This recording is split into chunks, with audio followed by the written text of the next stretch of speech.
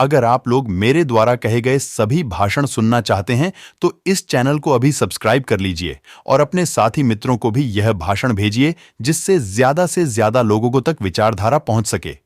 इस चैनल को लाइक कर लीजिए, सब्सक्राइब कर लीजिए और bell icon notification bell on कर लीजिए।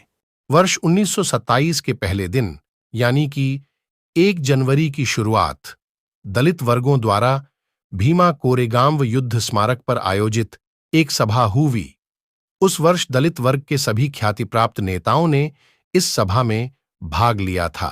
डॉक्टर बाबा साहेब भीमराव अंबेडकर ने सभा को संबोधन किया और बताया कि उनके समुदाय से सैकड़ों योद्धाओं गोरे ब्रिटिश के साथ मिलकर लड़ाई में भाग लिया और वह लोग जी जान से लड़े थे। परंतु लड़ाई के तुरंत बाद उन्हें गौरों ने उनको असैनिक समुदाय की उपाधि दे दी और उन्हें बदनाम कर दिया था क्योंकि श्रवण हिंदू उनसे अछूत जैसा व्यवहार करते थे और घोर धूना करते थे कि वे स्थायी आजीविका का साधन न होने के कारण मजबूरीवश गोरों की सेवा में भर्ती हुए हैं। अंत में उन्होंने आह्वान किया कि वह सरकार की इस नीति का जोर शोर से विरोध करें और उनकी सैनिक भर्ती का लगेई रोक को हटाने पर मजबूर कर देंगे। भीमा कोरेगांव युद्ध स्मारक का महत्व तथापि अछूत की गौरव की सेना की विशेषताएं। मुंबई सेना में विगत काल में हुई भर्ती में अछूतों को एक सुनहरा मौका प्रदान किया था जहां से वे अपना शौर्य व वीरता देश के मैदान व बाहरी लड़ाई के मैदान अपनी वीरता दिखा सके और गोराई साहब ने उनकी भरपूर प्रशंसा की थी। जनरल मेलकॉम मुंबई अधिकारियों की व सिपाही की कर्तव्य निष्ठा की प्रशंसा की थी। जनरल मेलकॉम सन 1816 मई निर्देश मकंडल के सचिव पत्र लिखकर इस बात की पुष्टि की थी कि मुंबई सेना मई सभी वर्गों और सभी धर्म के लोगों जैसे कि हिंदू, मुसलमान, ईसाई और यहूदी धर्म के लोगों थे। महाराष्ट्र के हिंदुओं में परवरिश महार संख्या में कुछ राजपूतों व कुछ थी, चाहे वह दुश्मनों पर चढ़ाई करते या घाव लगते या घिर जाते या कैदी बना लिए जाते, किल्लों में बारूद लगाते या व्यवहार कुशलता तौर पर पीछे हटते, हमेशा हर स्थिति में अपने अधिकारियों व सहकर्मियों के साथ अड़िग रहे। उन्होंने हमेशा रेजिमेंट का सम्मान व गौरव बनाए रखा। वह कोई भी ऐसा कार्य नहीं किया जिससे शर्मिंदा होने की गुंजाइश हो। सन 1918 के नव वर्ष दिवस पर तो म्हारो सैनिकों ने भीमा नदी के किनारे कोरेगांव युद्ध क्षेत्र में लड़ते हुए वो कर दिखाया जिसने उनके सम्मान में 4 चांद लगा दिए। 500 सैनिकों का एक छोटा सा दल कि मुंबई से देसी पैदल सेना इन्फेंट्री की पहली रेजिमेंट दूसरी बटालियन से था। उनके साथ पुणे अधिनियमित पशु सेवा के 500 सैनिक और मद्रास तोपखाने के 24 गोरे तोपचियों के साथ जिनकी क्षमता 6 बोर्ड गोली दागने की थी। कप्तान स्टालिन के नेतृत्व में बिना विश्राम, बिना भोजन व बिना पानी बाजीराव पेशवा की बड़ी फौज जिसमें 2000 घुड़सवार सैनिक व 8000 पैदल सैनिक थे, पुणे और करकी में ब्रिटिश सेना को घेर रखा था। उनसे लोहा लिया और टक्कर दी। 31 दिसंबर की शाम को शुरूर से कप्तान स्टालिन की सेना की टुकड़ी को पुणे के सोनगढ़ की रक्षा हेतु भेजा गया था। यह सैन्य टुकड़ी 27 मील की दूरी तय करती हुई रात भर पैदल चलकर 1 जनवरी 1818 की सुबह कोरेगांव पहुंची और वह उसने मसूर घुड़सवार द्वारा घमासान लड़ाई का सामना किया। कप्तान स्टालिन ने अपनी सेना को कोई निर्देश दे पाते उससे पहले ही पेशवा सैनिकों की लगभग 600 सैनिक की 3 टुकड़ियां ने 3 दिशाओं से आगे बढ़कर उनकी सेना टुकड़ी को ललकार दिया। पेशवा सैनिक के पास तोप थी जो वे आगे बढ़ते सैनिक की 3 टुकड़ियों को प्रोत्साहन कर रही थी और रॉकेट से अग्निबाणों की बौछार से स्टाइलिंग के सैनिकों को आगे बढ़ने से रोक रही थी। पुणे की ओर और नियमित अश्व सेना के वीरतापूर्वक प्रयास के बावजूद पेशवा के मराठी घुड़सवार और पैदल सेना के कोरेगांव में पूरी ब्रिटिश सेना का घेरा डाल दिया था और नदी की ओर जाने वाले सारे रास्ते को जाम कर दिया था। चढ़ाई करने वाली फौजी ने अपनी शक्तियों का पूरे उपयोग कर सामने वालों को पीछे धकेलते हुए गांव के बीचों बीच कुछ मजबूत एवं महत्वपूर्ण जगहों पर कब्जा कर लिया था और उनसे कब्जा छुड़वाना लगभग असंभव था। हर एक घर, झोपड़ी वह गली के लिए भीषण हाथापाई चल रही थी और गोरों की सेना की भारी सती हो रही थी, परंतु भारतीय सैनिक जिनमें बहुत से महार थे बड़ी दृढ़ता एवं अत्यंत धैर्य के साथ जमकर लड़ रहे थे। कप्तान स्टालिन ने अपने सैनिकों की आखिरी आदमी और आखिरी गोली तक लड़ते रहने को कहा। महार सैनिकों ने जबरदस्त उत्साह दिखलाते हुए अति विषम परिस्थितियों में अत्यंत बहादुरी से लड़ाई जारी रखी। जब सूर्यास्त हुआ तो गौरव ने अपने आप को बड़ी निराशाजनक हत प्रथम परिस्थितियों में पाया। मराठा सेना का नेतृत्व योग्य जनरल गोखले कर रहे थे और गौरव पर सब तरफ से हावी थे। सौभाग्यवश रात होने के कारण मराठा सैनिकों का हमला थोड़ा ढीला पड़ा और गौरव ने कुछ राहत की सांस ली। तब केवल एक अकथनीय रहस्यमयी अवसर ने सारी लड़ाई के घटनाक्रम को ही बदल दिया। इस बार कोई निष्कर्ष निकालना कठिन था कि पेशवा सैनिक जब जीत के इतना नजदीक थे तो उन्होंने रातों के 9 बजे गोलियां चलाना क्यों रोक दिया? वह कोरेगांव से सेना क्यों पीछे हटा ली?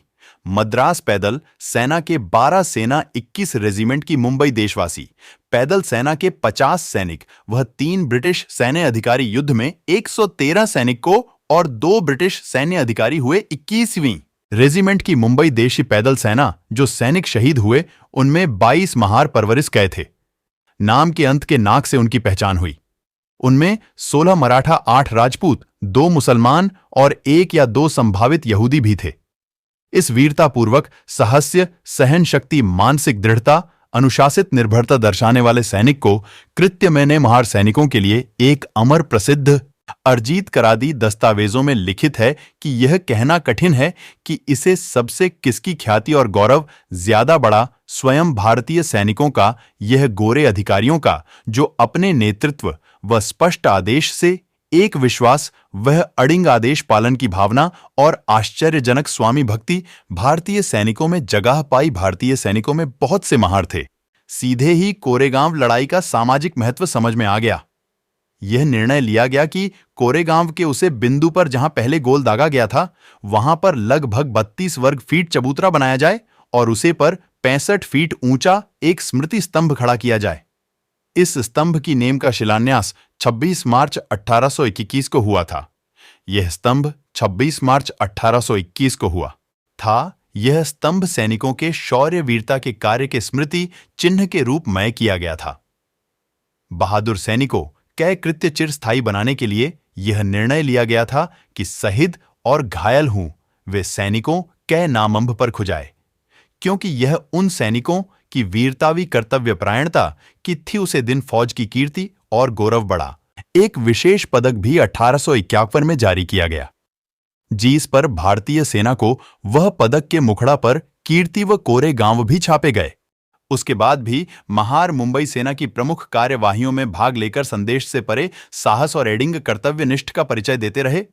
उन्होंने लड़ाई या लड़ते हुए काठियावाड़ 1826, मुल्तान व गुजरात वह 1839 और कंधार मई 1880, 1857 में वीरता, शौर्य व साहस का प्रदर्शन कर ख्याति प्राप्त की। मुंबई सेना नए अफगान युद्ध प्रथम, तृतीय मियानी की लड़ाई सन 1843, फारिश की लड़ाई सन 1856 व 1857 में भाग लिया था। मुंबई सेना के सैनिक चीन में सन 1860 और अदन में 1865 और अबिसिनिया 1877 में गई। मैगदला के जनरल सर चार्ल्स चैंपियन, जिनके नेतृत्व में मुंबई सेना लड़ी थी, उनका योगदान कभी नहीं बुलाया जाएगा। सिपाही नजदीक भी व दूर सभी जगह जाते थे और लड़ाई के मैदान में अपने शौर्य की छाप छोड़ जाते थे। द्वितीय अफगान युद्ध सन 1878 और सन 1895 में एक महार सैनिक ने एक बार फिर अपने अति विशिष्ट वीरता, सुरता, निडरता, निर्भरता के गुण का प्रदर्शन कराकर भीमा कोरेगांव व महार सैनिकों की याद ताजा करा दी। सिपाही सोन नाक तन नाक की उच्च श्रेणी की वीरता, साहस व शौर्य की गाथा मुंबई मार्ग में लगे एक शिलाखंड पर दर्ज है। पढ़िए, इस मार्ग का नामकरण मेजर सिडनी गेम बोर्डबी के नाम पर रखा गया, जो कि इलाही व सोन नाका तन नाक सभी 19वीं मुंबई पैदल सेना के 16 अप्रैल 1880 को अफगानिस्तान में दबरई चौकी का बचाव करते हुए शहीद। उन्हें ही सूचित किया गया था कि दुश्मन कभी भी हमला कर सकता है, इसीलिए चौकी को खाली करने में भलाई है। उन तीनों ने चौकी को छोड़ने से इनकार कर दिया। वह लगातार 3 घंटे तक बड़ी वीरता से दुश्मनों के लगभग 300 सैनिकों को जबरदस्त टक्कर दी और उनमें से बहुतों को मौत के घाट उतार दिया और अंत में जब लड़ते लड़ते वीर गति को प्राप्त हुए। डॉक्टर बाबा साहेब भीमराव अंबेडकर ने कहा, महार समुदाय का सन 1818 से पहले पेशवाओं के राज्यकाल में सामाजिक स्तर के बारे में वर्णन करते हुए कहा, पेशवाओं के राज्य में मराठा गांव में जब कोई श्रवण हिंदू आम रास्ते जा रहा हो तो किसी भी अछूत को उसे रास्ते से आना जाना वर्जित था। कि कहानी अछूत अपनी छाया से श्रवण हिंदू को अस्वच्छ ना कर दे। अछूत को अपनी कलाई या गले में काला धागा पहनना होता था ताकि अछूत की पहचान हो सके, और श्रवण हिंदू गलती से भी अछूत को छूकर अस्वच्छ ना हो।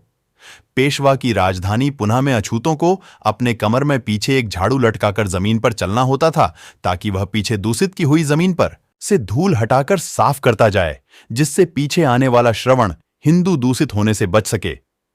पुणे के अछूतों को अपने गर्दन में एक मिट्टी का बर्तन रस्सी बांधकर अपने गले में लटकाना होता था, जिससे वह अछूत थूके तो कोई श्रवण हिंदू उसके थूक पर पैर रखकर अशुद्ध ना हो जाए। इसके लिए उनके गले में रस्सी बांधकर बर्तन लटकाना पड़ता था। अगर आप लोग मेरे द्वारा कहे गए सभी भाषण सुनना चाहते हैं तो इस चैनल को अभी सब्सक्राइब कर लीजिए और अपने साथी मित्रों को भी यह भाषण भेजिए, जिससे से ज्यादा लोगों तक विचारधारा पहुंच सके। इस चैनल को लाइक कर लीजिए, सब्सक्राइब कर लीजिए और bell icon notification bell on कर लीजिए।